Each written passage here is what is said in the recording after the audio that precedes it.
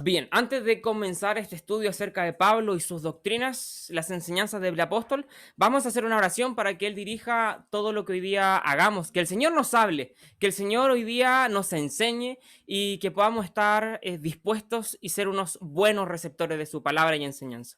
Amado Dios, nos dirigimos ante ti a través de tu Hijo Jesús para darte gracias por poder tener comunión contigo, por poder acercarnos en oración delante de tu presencia y por poder estar ya pronto a recibir esta enseñanza que tú tienes preparada para nosotros. Gracias por el hermoso privilegio, Señor, de estudiar las Escrituras, de conocerte, de aprender, de ser enseñados por ti.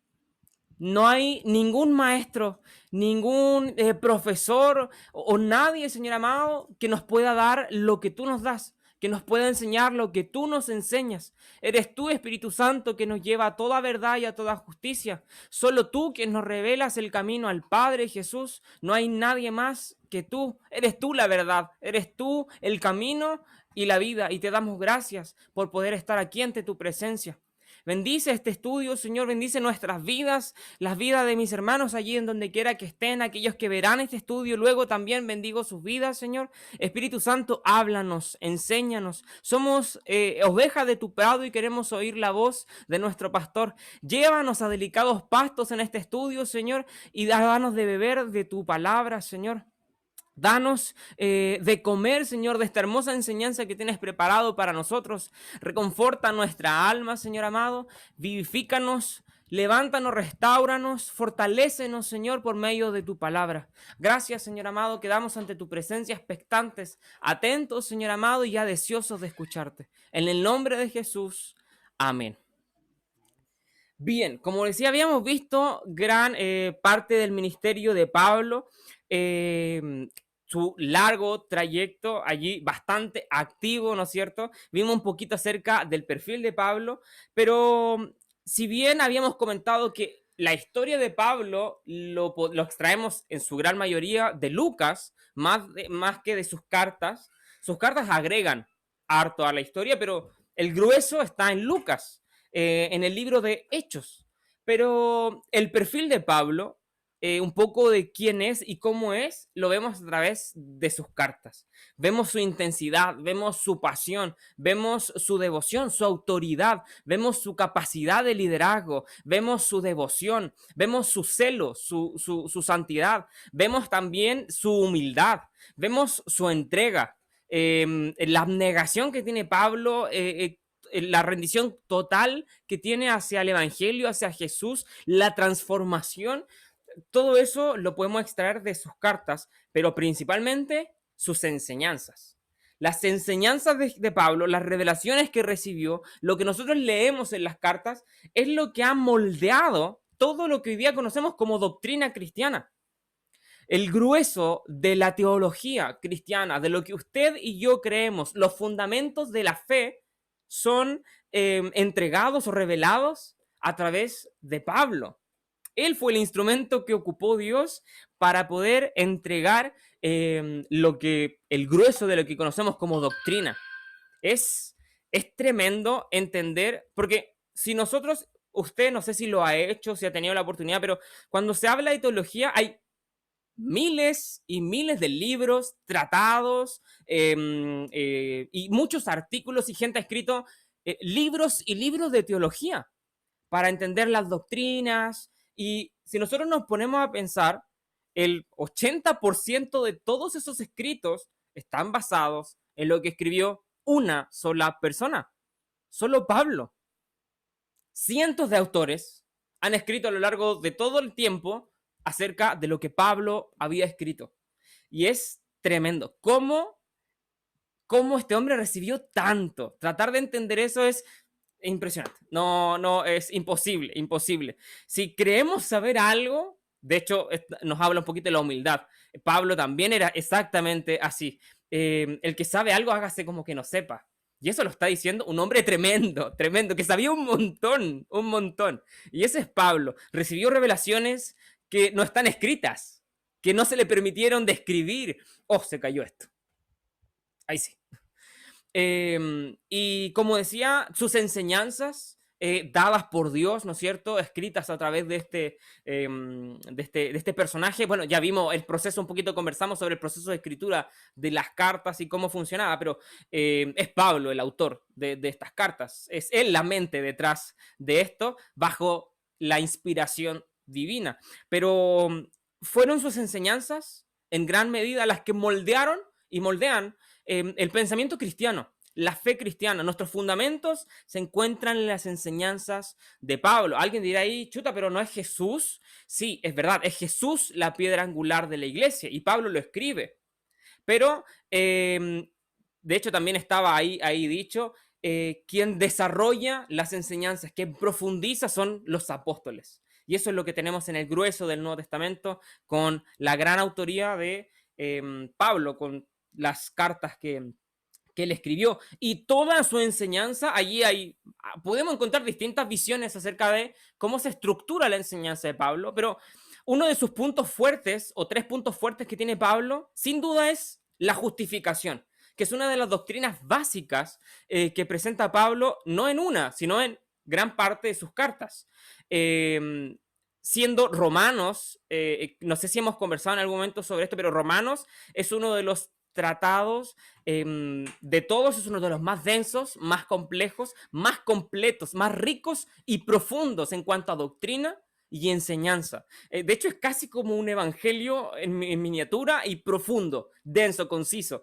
Es hermoso, es muy lindo. Si usted no ha tenido la oportunidad de estudiar Romanos, lo invito a hacerlo, que lo haga, porque es una riqueza tremenda, tremenda. A estudiarlo, no a leerlo de pasadita, a estudiarlo, a meditar en lo que enseña ahí Dios a través de esta carta. Es una de sus doctrinas básicas.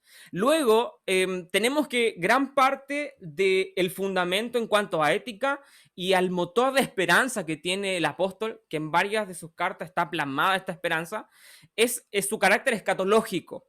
Uno dirá, chuta, es Daniel, es Apocalipsis y otros profetas que tienen su tinte escatológico. Sí, es verdad. Y lo hemos estudiado a lo largo de esta serie. Pero Pablo, también uno de sus ejes es esto. Pero lo que sustenta o lo que alimenta este eje es la esperanza. Una esperanza que hemos visto o se puede leer a lo largo de sus cartas. Una esperanza que no abandona. Un llamado también que hace el apóstol en una de sus cartas a animarnos los unos a los otros con esta esperanza de que un día vendrá Cristo, de que un día estaremos con Él y de estos sucesos escatológicos. Y también uno de los ejes fundamentales en toda la teología de Pablo es la identificación en Cristo. De hecho, el término en Cristo es el más usado por el apóstol. Está en todas sus cartas, en todas. Y es el eje de todas sus doctrinas se basan en estar en Cristo, en la identificación con Cristo. Es muy hermoso. De hecho, estoy seguro que muchos conocemos versículos que incluyen esta idea. Por ejemplo, todo lo puedo en Cristo, que me fortalece. Somos justificados en Cristo. Fuimos crucificados juntamente con Cristo, o en Él, o bautizados también en el mismo Espíritu, resucitados, y de alguna manera mucha de su doctrina se basa en esta idea, identificarse con Cristo, en Cristo. Es algo que podemos leer a lo largo de todas sus cartas.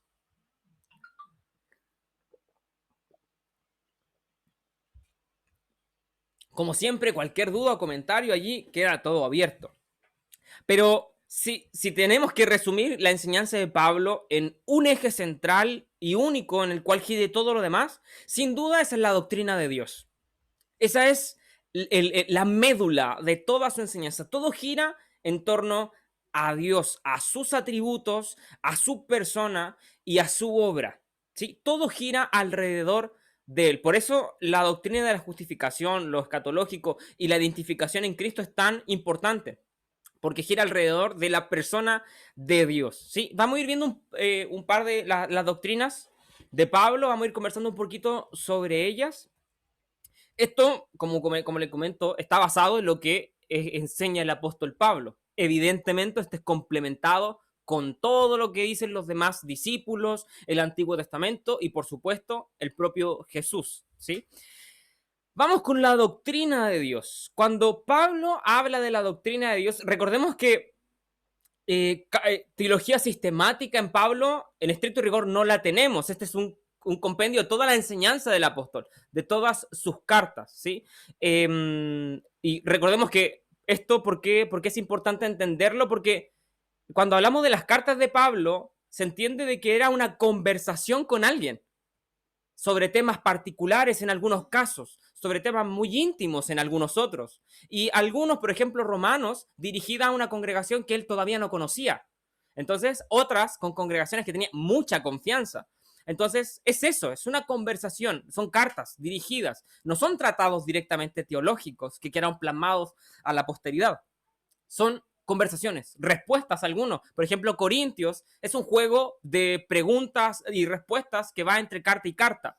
Y así se van estructurando los escritos de Pablo. Entonces, para estudiar la doctrina se ve el compendio de su enseñanza, ¿sí? Y ahí se sistematiza la enseñanza. Cuando hablamos de Dios bajo la perspectiva del apóstol Pablo,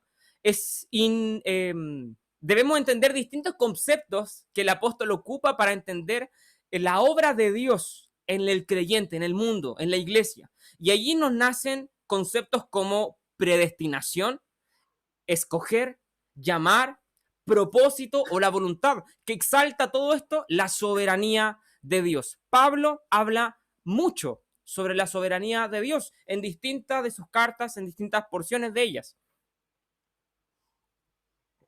Romanos es una de ellas. Habla sobre esto. Romanos capítulo 8, verso 28, habla de que somos llamados. Habla sobre esto. Romanos en el capítulo 9 al 11 se habla sobre la elección divina. Y en Efesios se habla sobre la elección, que Él nos escogió, que Él nos predestinó, ¿sí?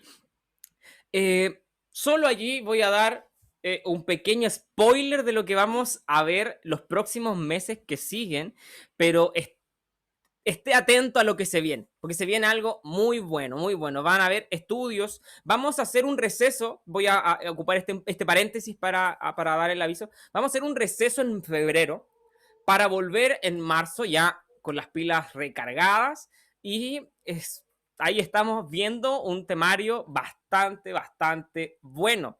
Y de hecho, justamente lo que hoy día vamos a hablar nos prepara, nos hace una antesala a lo que vamos a profundizar, si Dios lo permite, ya en el próximo ciclo de estudios. Entonces, vemos estos términos que ocupa el apóstol Pablo: llamados, elegidos, escogidos, predestinados, exaltando la soberanía de Dios. Todo esto, bajo otras perspectivas que el apóstol va entregando, nos hablan del propósito y el plan divino, ¿sí? Que son perfectos, son únicos y nosotros estamos incluidos dentro de ese plan, de ese propósito. Explica ahí el apóstol estos términos, cómo funciona la elección, cómo funciona el llamado, la predestinación. Son conceptos que el apóstol emplea para describir la voluntad de Dios.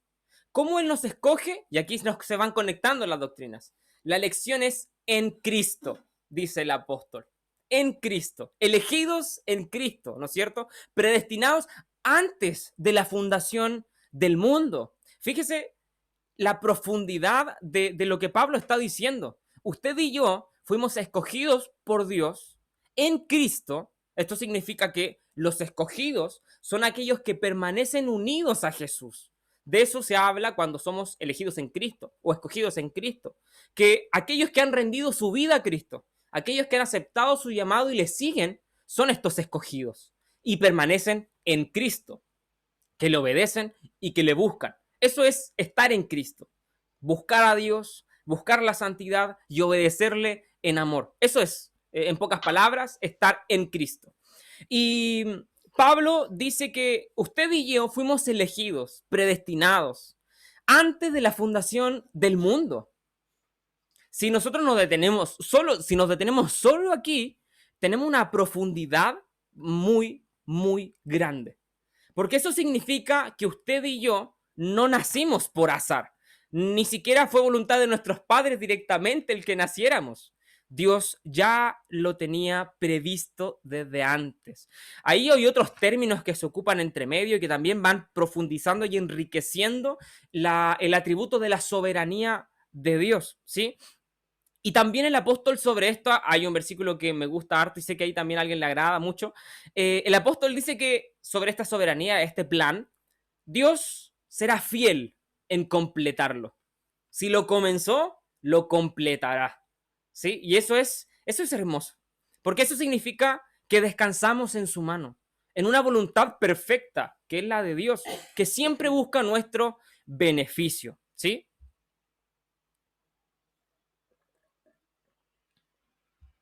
También, otra de las doctrinas que habla Pablo es sobre el hombre y el pecado.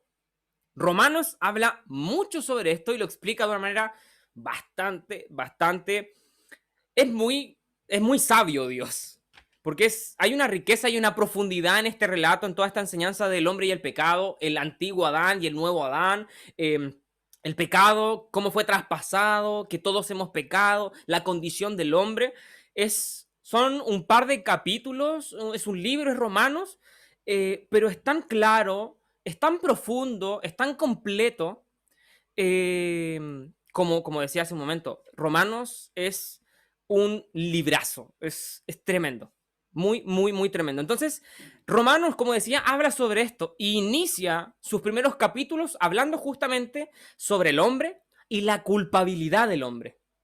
Inicia el libro de Romanos, hay cosas entre medio, pero enfocado a esta doctrina, Pablo dice que nadie es excusable delante de Dios acerca de su existencia. Primero, aquel que nunca ha escuchado no tiene excusa porque los cielos declaran su gloria, porque la creación hace evidente la manifestación de Dios, su existencia. Pero no solo eso, sino que además hay una ley escrita en cada corazón que dicta una norma moral para el ser humano. Por lo tanto, aquel que nunca ha escuchado de Dios, la creación da manifestación. Aquel que nunca escuchó de las exigencias divinas, hay una ley moral por la cual también el ser humano es regido. Entonces, parte el apóstol aclarando la condición del hombre y su posible, o como algunos, tal vez, es una pregunta muy común. Por ejemplo, ¿pero qué pasa con los que nunca han escuchado? Pablo parte respondiendo eso. No hay ninguna diferencia entre ellos y usted. Porque lo que para usted es evidente, la creación también lo hace evidente para ellos. Lo que la Biblia nos entrega como norma moral, también hay una norma escrita en el corazón que hace evidente la verdad, lo bueno y lo malo en el corazón de cada persona. Entonces, luego el apóstol habla sobre la decadencia del ser humano. Es, es un diagnóstico o un rayo X a la decadencia, a la degradación del ser humano. ¿Cómo decirlo? Un pronóstico o un diagnóstico que usted lo puede aplicar a cualquier generación. Y hoy día más que nunca es muy visible ese paso a paso que Pablo da. Primero, hay ingratitud. El hombre no le da gracias a Dios, ¿no es cierto? Y va detallando el proceso. Hay soberbia en el corazón, hay idolatría a distintas cosas. El apóstol habla sobre ídolos, ¿no es cierto? Sobre estatuas, imágenes, pero en fin de cuentas, cualquier cosa que ocupe el lugar de Dios en nuestro corazón es un ídolo, en fin de cuentas. Y termina con la decadencia moral, con la degradación moral. Y llega un punto explicando el apóstol Pablo esta relación entre el hombre, el pecado y Dios también, que Dios dice los entrega a sus propias pasiones, declarando en el capítulo 5 una verdad ineludible y que es la idea que articula alguna de sus doctrinas, y es el hecho de que todos pecaron. Citando también algunos pasajes del Antiguo Testamento, el apóstol da esta verdad. Todos nos hemos descarriado a una. Todos hemos pecado. No hay uno siquiera que haga lo bueno. No hay nadie. Esta es una verdad que se hila a lo largo de la carta de Romanos y también va conectando otras de sus doctrinas. Y se habla sobre la culpabilidad del hombre, se habla sobre el pecado original, el pecado de Adán y Eva. Y muchos dicen, no sé si a alguno tal vez le ha pasado esa duda, pero ¿por qué si Adán pecó todos somos culpables? Y no, Pablo no dice eso. No dice que porque Adán pecó, usted y yo somos culpables. Porque si usted lee el capítulo 5, efectivamente habla sobre la transgresión de Adán y Eva, que él era el representante de la humanidad y que por medio de él entró el pecado a todo el mundo, pero la culpabilidad que se le atribuye a cada individuo está clara en la carta del apóstol Pablo. Dice, todos pecaron. Por lo tanto, cada uno es culpable de su propio pecado. Todos, dice el apóstol, hemos pecado. Todos. No hay nadie que no haya cometido errores. Y el apóstol habla sobre la consecuencia final del pecado. ¿Cuál es su paga? Dice el libro de Romanos. La muerte. Esa es la paga del pecado. Y la idea del pecado es muy fuerte en la doctrina del apóstol Pablo, porque es necesaria que el creyente se identifique con el pecado, que comprenda su situación, porque al comprender la gravedad del pecado, comprendemos la necesidad de la salvación, comprendemos el peso de la obra redentora. Sin entender el pecado, no se puede entender la obra de Jesús. Sin entender la gravedad, no se puede entender el costo. Entonces, allí es bien claro el apóstol para aclarar todo el tema de la culpabilidad. Y el libro de Efesios también habla sobre lo mismo. No solo dice que todos hemos pecado, sino además agrega de que todos estábamos muertos en nuestros delitos y pecados, que seguíamos las corrientes de este mundo, que estábamos enemistados con Dios, que éramos hijos, ¿no es cierto?, de perdición o de la ira, éramos merecedores del castigo divino.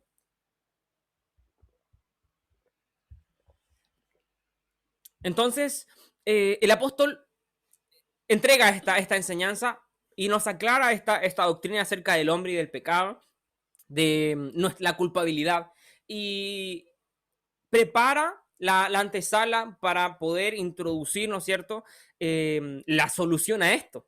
Y eso es la justificación. Porque Pablo dice que la condición humana era irreparable, es irreparable por sí misma. Nadie puede salir de su condición de muerte. Nadie puede revertir su condición. Nadie puede cambiar su posición del infierno al cielo por sí mismo. No, es imposible. No se puede, dice el apóstol. Entonces, era necesario la intervención divina. Solo la solución divina podría darle un vuelco a la historia de la humanidad. Podría sacarlo de ese peligro inminente al que marchaba, a la perdición, ¿no es cierto? Y allí entra la justicia divina, que dice el apóstol Pablo, es para salvación de a todo aquel que en él cree, al judío primeramente y también al griego. Es un versículo tremendo ese, ¿ah? No sé si se lo saben ahí, bueno, es un versículo muy común, no me avergüenzo del evangelio, porque es poder y potencia para salvación, ¿no es cierto? El apóstol definitivamente no se avergonzaba del evangelio, al contrario, era un orgullo que cargó hasta su muerte, hasta su muerte. Entonces, el apóstol entrega esta visión de la justicia divina como el medio para poder para cambiar la condición del hombre. Necesitábamos ser justificados.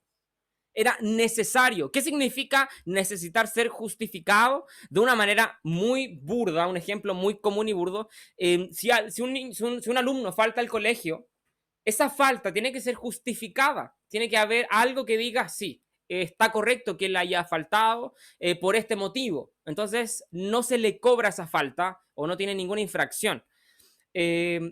Nuestro pecado o nuestra condición, nuestra vida delante de Dios debía ser justificada. Usted y yo debíamos ser justificados. Pero esto no significa que nuestra condición como pecadores cambie. Vamos a ver allí cómo el apóstol Pablo habla esto.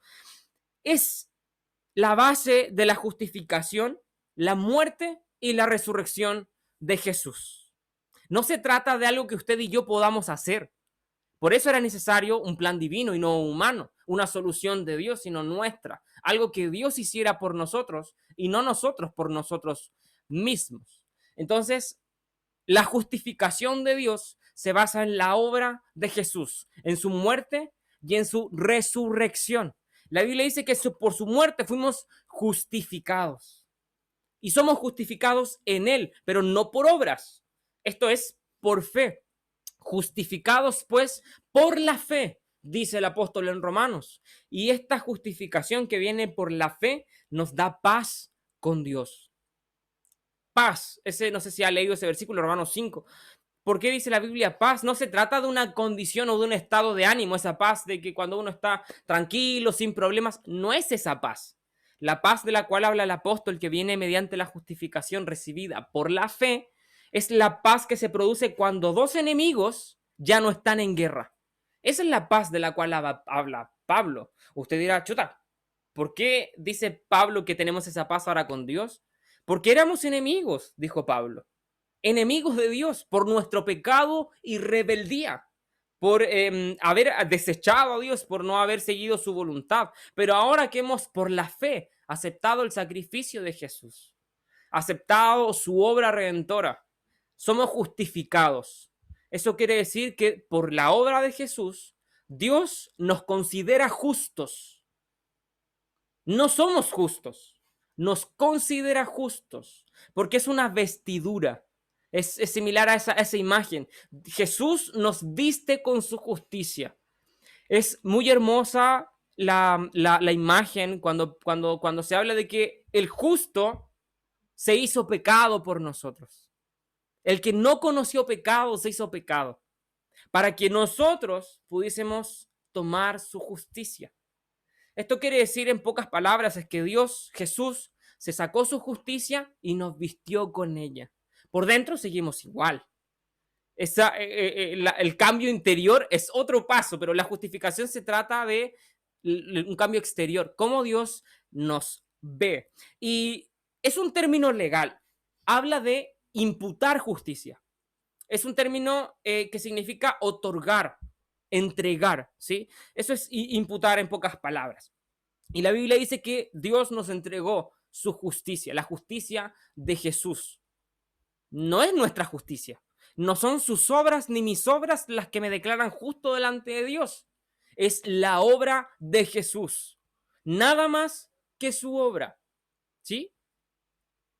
¿No? Y está hermoso el estudio. Me impresiona, hermano Cristóbal, el orden como el apóstol Pablo presenta todo. Así como muy fácil, como los primeros capítulos menciona una necesidad, hay una enfermedad, hay alguna situación que tiene al mundo, a las personas en un estado deplorable. Todos pecaron. Después, cómo enfoca lo que tú estás hablando muy bien, el día. Este es el problema, ¿ya? Pero no nos deja ahí, sino que dice, esta es la solución. Como tú decías, todo es en Cristo, que eso nunca se nos debe olvidar. Toda esta bendición en Cristo. Ese Cristo toma el lugar, carga nuestros pecados y nos viste con justicia y ahora nos ve a través de Jesucristo limpio y reconciliado. Es maravilloso. Y eso debiera traer a todos nosotros una tremenda tranquilidad, porque aún en esta nueva vida nos equivocamos, cometimos errores, pero Dios nos mira a través de Cristo y siempre está dispuesto a perdonarnos si venimos rendidos a Él. Y valorar esto, eso, como el apóstol Pablo, así como que lo divide de tal forma en un orden tan preciso, condenado, justificado, y después lo que vas a contar ahora con respecto a las otras bendiciones que tenemos en Cristo. Y lo importante esto de estar en Cristo es que así como Jesucristo glorificó al Padre, nosotros tenemos que glorificar a Cristo. Como el Espíritu Santo no habla de sí mismo, sino que habla de su obra, Él se esconde detrás de Cristo.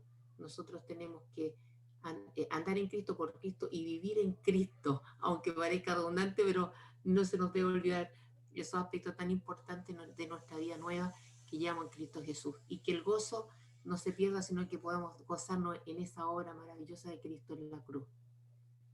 Amén, efectivamente. Me gusta mucho el énfasis que Pablo le hace a la identificación en Cristo.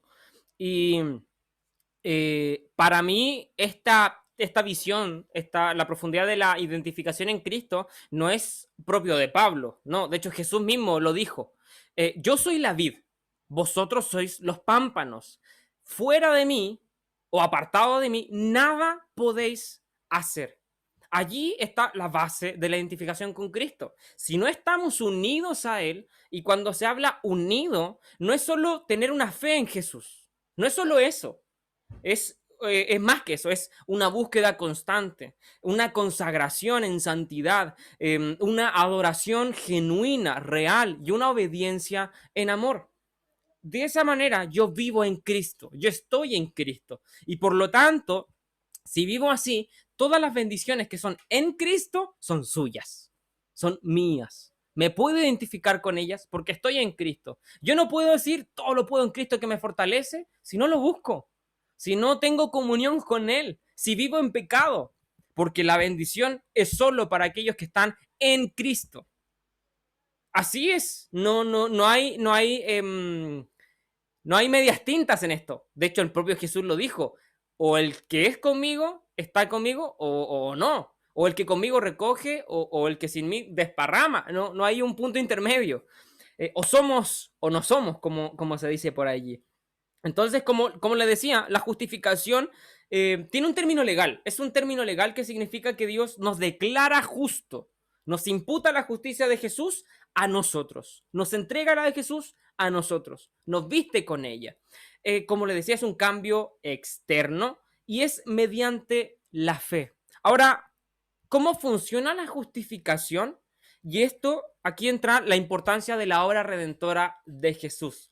Porque la obra de Jesús logró satisfacer la justicia de Dios para de esa manera poder ser usted y yo receptores de la justicia de Jesús.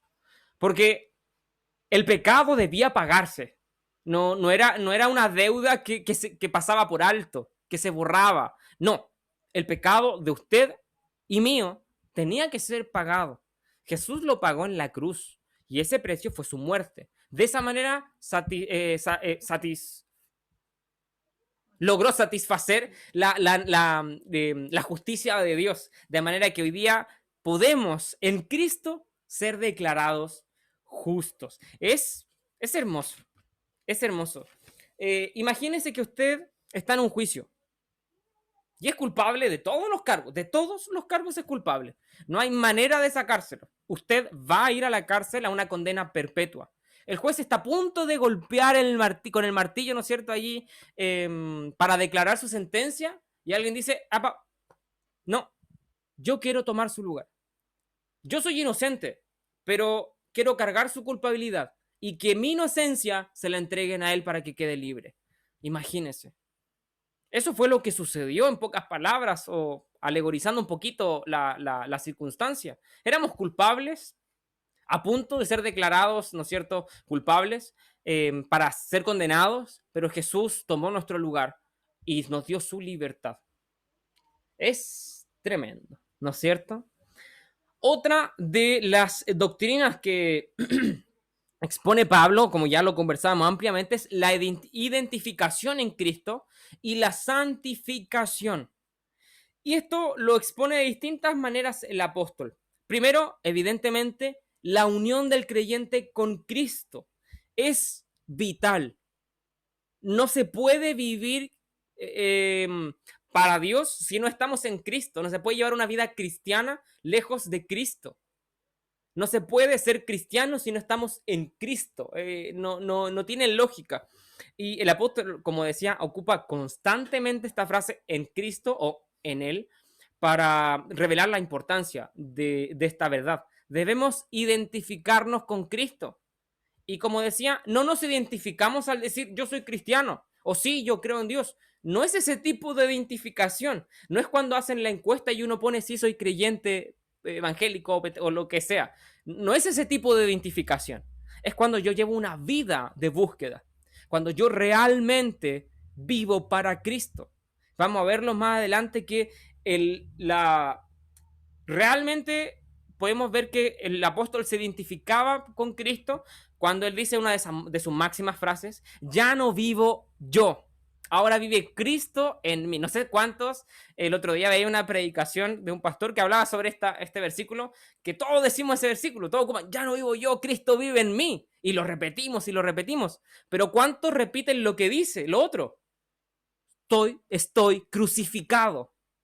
Lo que vivía en la carne, ahora lo vivo en la fe del Hijo de Dios.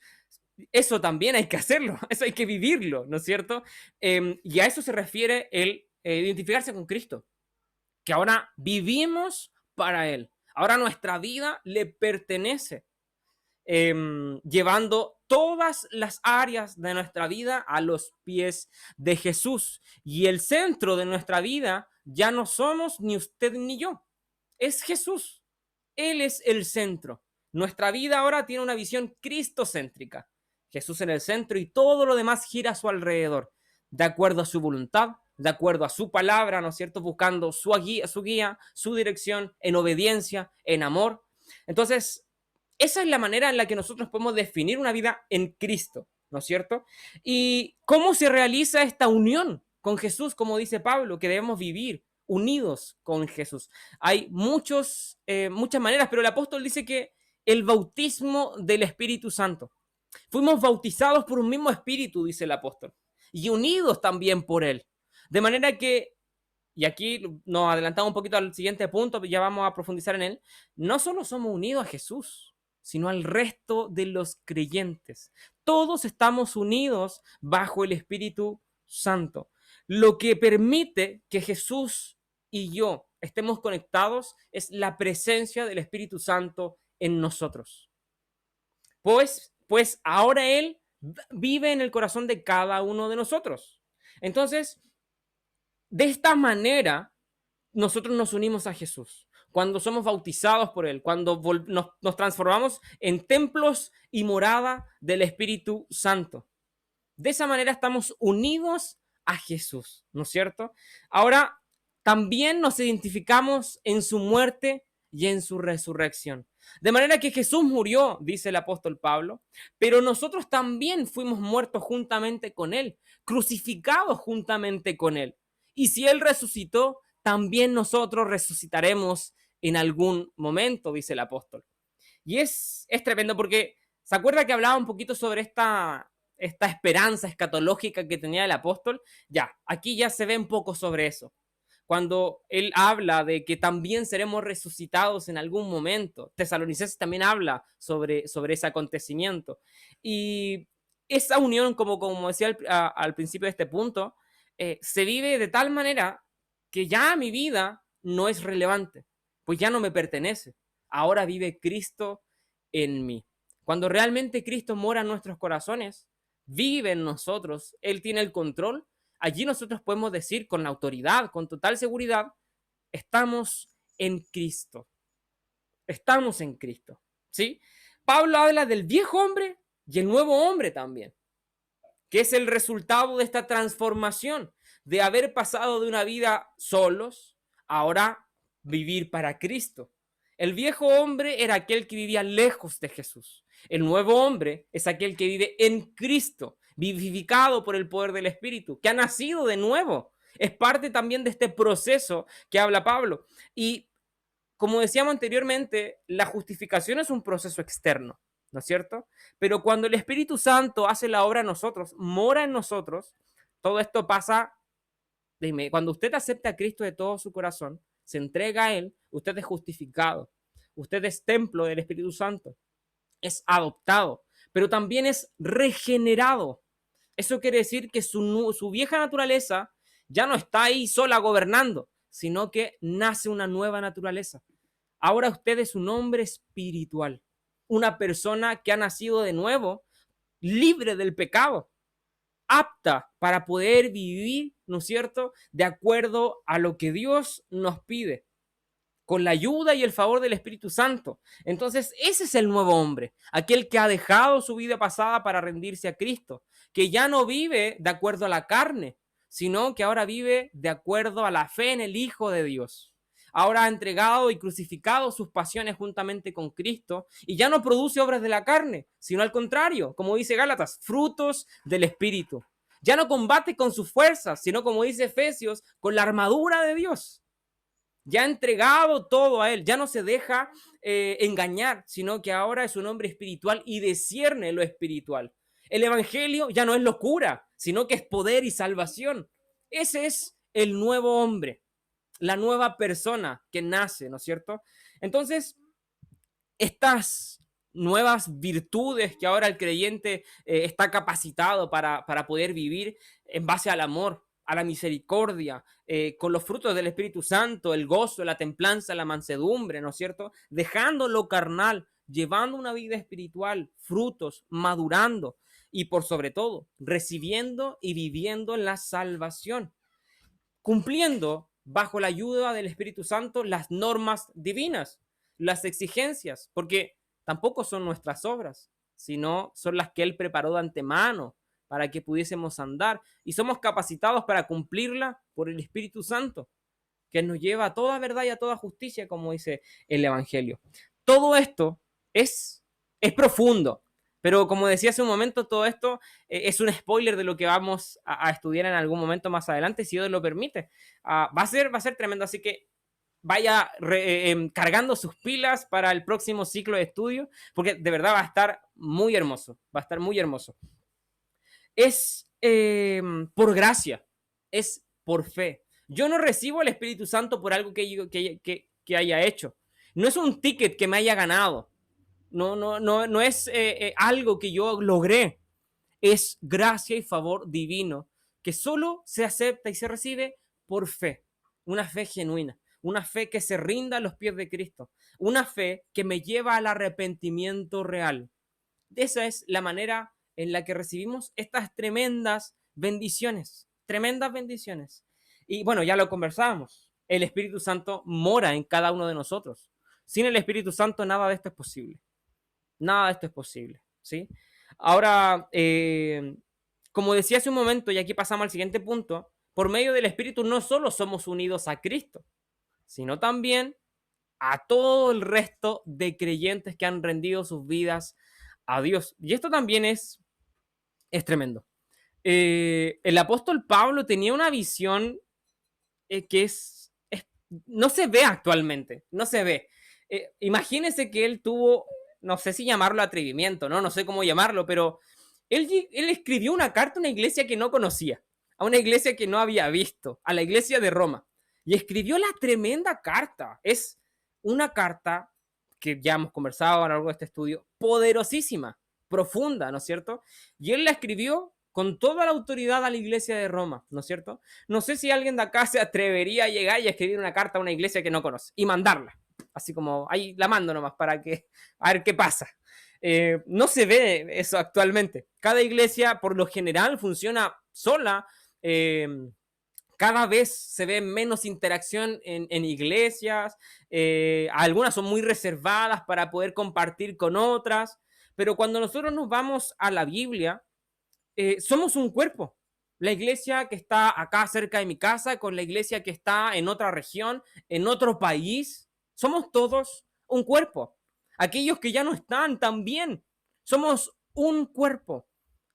Nosotros como iglesia somos uno, sí lo somos. Y con la otra iglesia también lo somos. Todos aquellos que pertenecen al cuerpo de Cristo, estamos unidos a ellos. Todos estamos unidos mediante el poder del Espíritu Santo. Y el apóstol da distintas símbolos o imágenes o descripciones para poder entender esta unión. Se habla de un cuerpo, en donde cada uno de nosotros es un miembro de un cuerpo y Cristo es la cabeza. Efesios no habla sobre esto. También se habla sobre un templo, en donde Cristo es la piedra angular y nosotros vamos formando el templo de Dios. O piedras vivas también habla, pero ahí ese no es el apóstol directamente, el apóstol Pablo, pero son otras visiones. Se habla sobre la esposa, la iglesia entera, usted y yo somos la novia y Cristo es el novio. También se habla sobre estas imágenes, bueno, Jesús ocupa otros también, hay otra imagen a lo largo de la Biblia, como le decía, piedras vivas, Pedro ocupa esa imagen, Jesús, pámpanos y la vid, hay muchas imágenes que nos ayudan a entender que todos somos uno y dependemos del principal, Jesús, la cabeza, Jesús, la piedra angular, Jesús, la vid, Jesús, el novio, ¿no es cierto? Todo esto nos entregan esta misma visión, la cabeza siempre es Jesús, quien comanda, quien lidera es Jesús, el importante es Jesús, los demás partes del cuerpo, nada más que eso, nadie más grande que otro, no, todos iguales. Es hermoso, ¿no es cierto?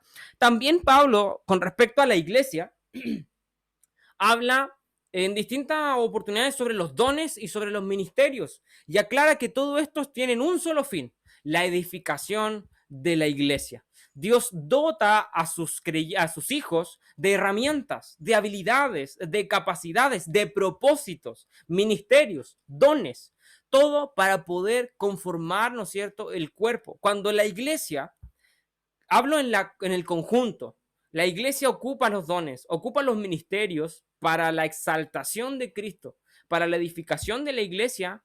Ahí realmente hay crecimiento, hay madurez y por sobre todo es una iglesia que glorifica a Cristo, porque entrega todo y cumple el plan divino para lo cual fue incorporado, insertado al cuerpo, a esta iglesia, a este templo, a la novia, ¿no es cierto?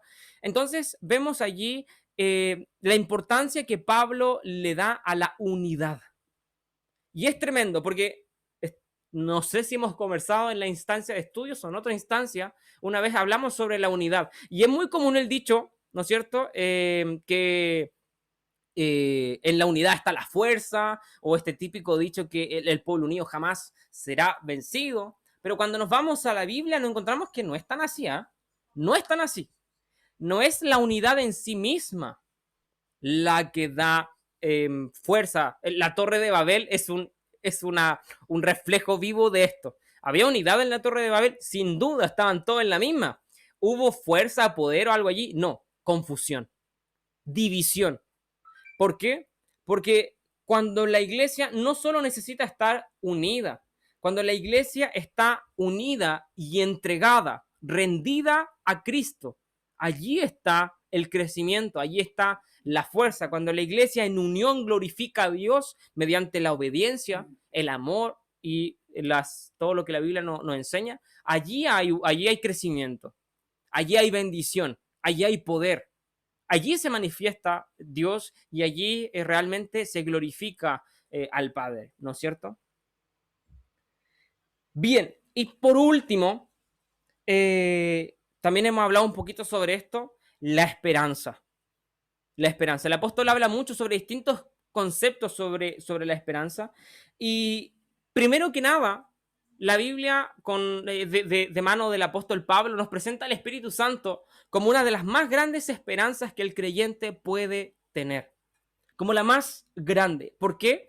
Porque el apóstol Pablo nos da una visión distinta del Espíritu Santo. Nos presenta a él como la garantía que tenemos, como las arras, el sello. De manera que el Espíritu Santo entregado por Dios es la garantía que tenemos de que Dios cumplirá sus promesas, de que un día Él vendrá por nosotros, de que un día estaremos juntamente con Él, de que seremos salvos realmente. El Espíritu Santo es nuestra esperanza, nuestra garantía, el sello que dice que le pertenecemos a Él y que también nos recuerda que vendrá a buscarnos, que de muchas maneras distintas, el dolor se acabará, la creación será redimida, veremos realmente la gloria venidera que está esperándonos, ¿no es cierto? Allí el apóstol Pablo, con este tinte de esperanza, dice, las aflicciones del tiempo presente no son comparadas con la gloria venidera que se han de manifestar. Y esa gloria venidera es el cielo, es la salvación. Y el Espíritu Santo es el sello, la garantía, la esperanza. Y también habla sobre la venida de Cristo. Tesalonicenses habla sobre esto, sobre el rapto también, este momento en donde estaremos con Él por siempre, donde Él nos venga a buscar. Cuando los muertos en Cristo resuciten primero y los que hayamos quedado seamos transformados para poder recibir al Señor en los cielos y estar por siempre con Él. Alentémonos los unos a los otros con esta esperanza viva, que no avergüenza, porque es poder, potencia de lo alto. Nos ha redimido, nos ha comprado, nos ha justificado. Nada nos va a separar de su amor. Él cumplirá el propósito en ti y en mí. Podrá tardar tal vez, pero será fiel en completarlo. No hay duda. Y eso es tremendo como el mensaje de Pablo, que nos es Pablo en toda la visión de sus cartas, eh, son mensajes muy alentadores. Pablo es una persona que está constantemente alentando a seguir adelante. De hecho, las únicas cartas directas que tenemos son de Pablo, a Timoteo, a Tito, a Filemón, por ejemplo, ¿no es cierto? Son cartas directas que alientan. Corre la carrera, pelea la buena batalla, guarda la fe, sigue adelante, milita, no te enredes en los negocios de este mundo, mantente firme, tranquilo si pasa algo malo, porque todo va a ayudar para bien. Tienes aflicción, persecución, hambre, no te preocupes, eres más que vencedor en Cristo. Y nada te va a separar de su amor. ¿Se fija lo potente que es el mensaje de Pablo? Habla de cosas profundas, justificación, salvación, la obra del Espíritu Santo en nosotros, el pecado, pero también nos alienta, nos anima. Es una teología bastante densa, profunda, teórica, pero muy práctica. ¿Por qué? Porque uno de los puntos que Pablo tiene mucho es que habla bastante sobre la vida cotidiana, sobre comida, sobre vestidos, sobre cosas así como que pueden suceder en cualquier momento, sobre el matrimonio, sobre las relaciones, las amistades y muchas otras cosas. Tiene muchas escenas en donde esta teología teórica se pone en práctica, ¿sí? Y también un poco ese tinte escatológico que tenía Pablo, y es parte de este concepto de esperanza. Pablo advierte sobre los problemas que van a venir en los tiempos finales, en los tiempos postreros. Falsos maestros, gente que va a hacer mercadería del evangelio, ¿no es cierto? Advierte allí a las iglesias, pero hay una esperanza fiel, y es que va a terminar. Va a terminar. Pronto esas aflicciones no serán comparadas en lo más mínimo a la gloria que disfrutaremos cada uno de nosotros. Amén. La enseñanza de Pablo es profunda. Podríamos hablar extensamente sobre ella. Pero siguiendo esta serie de estudios, quisimos hablar un poquito sobre esto, viendo la vida del apóstol, un poco el desarrollo de sus cartas. Muy era un hombre, era un hombre tremendo. Sabemos que no hay grandes hombres de Dios. Eso es un concepto un poco desvirtuado de la realidad, ¿no es cierto? ¿Quién es grande? Es Dios. Es Dios. Él es el grande. Él es el que merece ser llamado grande, no los hombres, ¿no es cierto? Son simples hombres en manos de un Dios grande. Pero qué grande fue Dios en Pablo, ¿no es cierto? De eso no hay duda. No hay duda. Pudo haber sido no un gran hombre, pero de que Dios fue grande en él, sin duda. Eh, muy, es que tenía el evangelio impregnado en él, impregnado. No sé si alguien ha leído la carta a Filemón. Es una carta bastante breve, muy cortita, muy despasa, muy desapercibido. No recuerdo haber escuchado en mi vida más de, puedo tirar un número muy bondadoso, más de 5 predicaciones acerca de Filemón. Y lo más probable es que hayan sido menos. Pero es súper revolucionario a la época, en consideración a la época. Vivían en esclavitud. Era muy común la esclavitud. Y la enseñanza que da Pablo, el amor que demuestra Pablo allí, la visión del evangelio allí plasmado en esa carta es tremendo, es hermoso. Cómo él habla sobre las personas. Es una carta a, si me corrigen, Onésimo es el nombre de quien. Onésimo. Que su esclavo se fue, pero se topó con Pablo y se convirtió a Cristo. Y Pablo le dice, trátalo bien, perdónalo. Y también, claramente, Pablo tuvo una conversación con el esclavo que ahora iba a volver a donde su amo. Eso habla también del apóstol, de su capacidad de liderazgo. Tenemos a grandes historias que se desprenden de la vida de Pablo. Personajes como Timoteo, por ejemplo, instruidos por Pablo. Eran discípulos de Pablo y allí vemos también el peso de Timoteo, un buen hombre, y sin duda el legado de Pablo, la enseñanza que Dios nos presentó, nos entrega por medio de Pablo es una gran bendición. Solo, no sé si usted lo sabía, pero Martín Lutero es un personaje de cultura, y la historia dice que Martín Lutero, su vida fue revolucionada por el libro de Romanos. Su vida fue transformada al leer Romanos. Y todo lo que se conoce como el protestantismo, no solo Martín Lutero, sino varios otros personajes bien reconocidos a lo largo de la historia y particularmente de la época del protestantismo, fueron transformados por los escritos de Pablo. Fueron transformados. Particularmente el libro de Romanos ha inspirado a millones de personas, miles a lo largo de toda la historia. Y es palabra de Dios. Eso es lo importante. No es que Pablo lo haya escrito, no es la sabiduría de Pablo, es el poder de Dios a través de la palabra.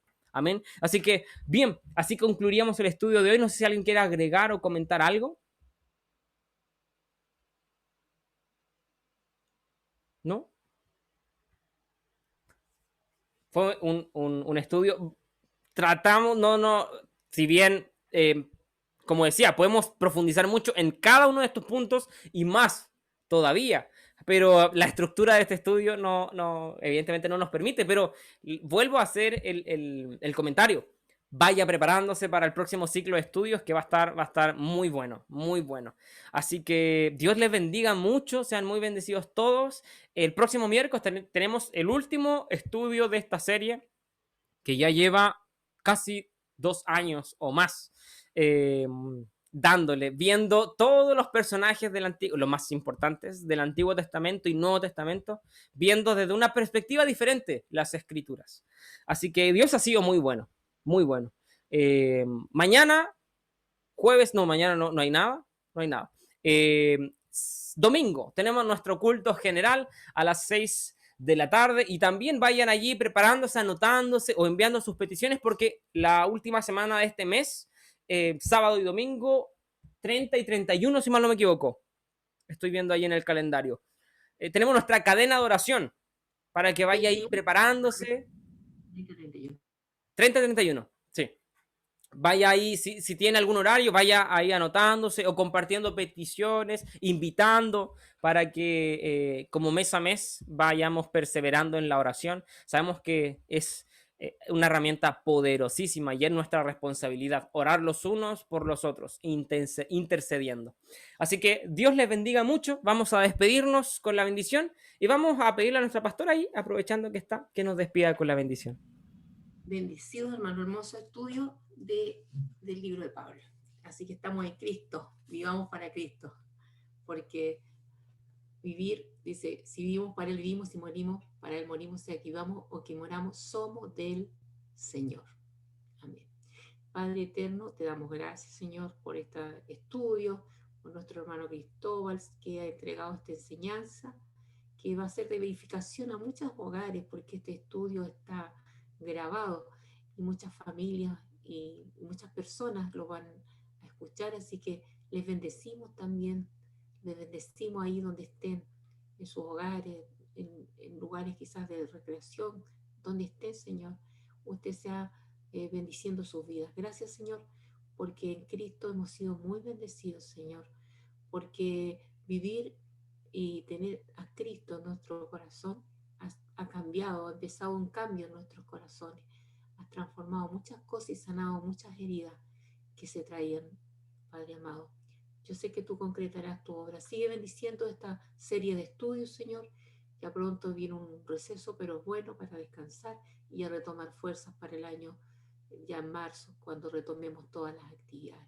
Te damos gracias, Señor. Bendice a nuestros hermanos que han salido, que están en algún lugar, también de vacaciones, tomando estos días que le dan en su trabajo, muchos de ellos, que sea de motivo de gozo y de alegría donde quiera que se encuentre. En el nombre de Jesús, tu bendición. Amén.